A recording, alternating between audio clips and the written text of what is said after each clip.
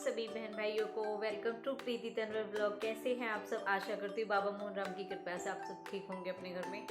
तो चलिए, आज है 11 नवंबर। आज आते हैं, यही मेरा टॉपिक है ब्लॉग बनाने का। मेरे पास कई मैसेज आए थे कि दीदी आप ब्लॉग क्यों नहीं बना रहे हो, क्या रीज़न है, कुछ ब्लॉग बनाओ, आप कंटिन्यू बनाते रहो। कुछ मैसेज ये भी आए थे कि आप जो ब्लॉग बनाते हो वो सेम होते हैं। तो वही है, कुछ कहते हैं ना कुछ अच्छे आते हैं, कुछ बुरे भी आते हैं। चलो बुरे नहीं थे वो, बस ये था कि हाँ भाई देखो, मैं डेली बाहर घूमने नहीं जा सकती, मुझे ये अलाउ भी नहीं है, और फिर जाना भी है तो काम से ही तो जा सकते हैं, कोई ऐसे थोड़ी बाहर जा सकते हैं। तो इस वजह से मैं डेली का रूटीन नहीं दिखा पाती। मेरा लास्ट ब्लॉग जो था वो था गोवर्धन वाले दिन का।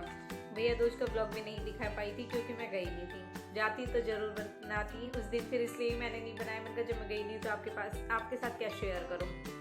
तो ये सातय का व्रत है जो कि मावस जिस दिन की होती है ना उस दिन ही होता है, मावस के बाद आता है।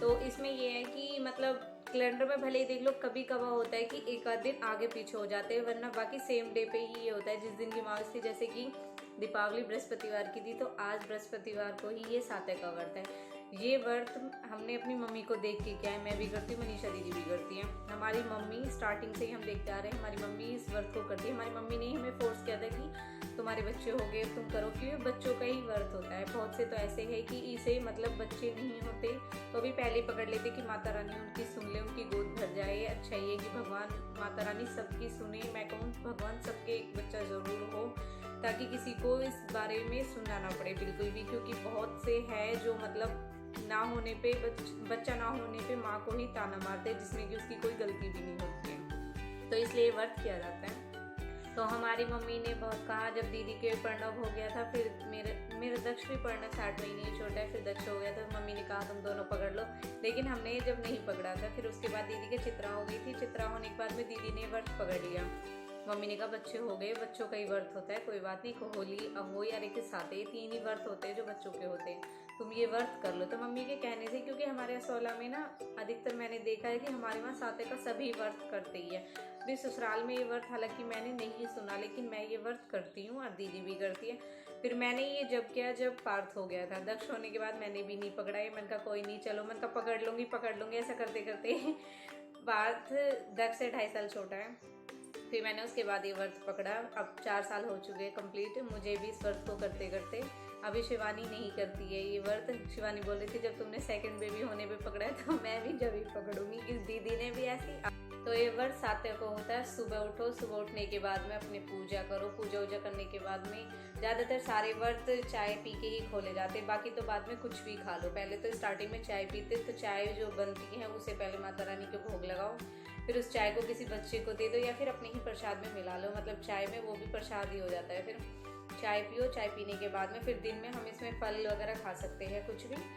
दूध मतलब दूध तो खैर किसी वक्त में नहीं पीते, चाय गुड़ ले सकते हो। फिर शाम के टाइम इसमें मतलब समय की खीर बना सकते हो, या फिर मतलब मिठाई खा सकते हो, पेटे की मिठाई। एक बर्फी भी आती है व्रत की, वो खा सकते हो। ये सब चीज़ें इस व्रत में खा सकते हैं। फिर ये अगले दिन 8 को पूरा होता है। मतलब सातय को पूरे दिन व्रत करने के बाद में 8 को सुबह के टाइम नहाने धोने के बाद में पूजा वूजा करो। पूजा करने के बाद में प्रसाद बांटना पड़ता है, फिर ये व्रत पूरा होता है। सातय पूरे रखने के बाद में 8 में खुलता है ये, जैसे नवरात्रों में होता है, कोई 9वीं में, कोई 8 में, ऐसे होता है ये। तो हम तो ये व्रत ऐसे करते हैं। आप सब पता नहीं कैसे करते होंगे, बहुत से ऐसे शायद नहीं भी करते हो, तो पता नहीं।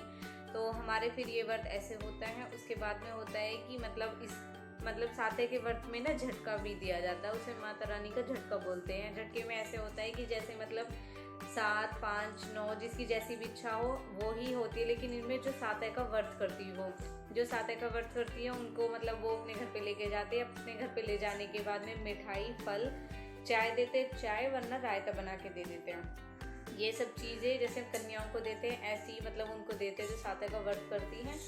ये सब चीज़ें देने के बाद में एक पाव मिठाई होती है और केला से फल रख देते हैं। तो जो एक पाव मिठाई होती है उनमें से सारी लेडीज से जितनी भी बैठी होती है अपनी एक मिठाई निकालती हैं, और जिनके घर पे जाती है तो वो अपने पल्ले में उसको ले लेती हैं। उसे लेने के बाद में वो 1 साल के लिए उसकी गांठ लगा के संदूक में रख देती हैं। तो फिर वो अपने जो मतलब फल दिए जाते हैं और मिठाई दी जाती है और अपने चाय रायता जो भी होता है वो सब मतलब खा पी के, जिस पे जो नहीं पिया जाता अगर वो बच जाता है तो फिर वो बाकी का उनका गाय को दे देते हैं, फिर वो अपने घर पे आ जाती है। अच्छा है ना, बड़े होने के बाद ही कन्याओं वाली फीलिंग आ जाती है।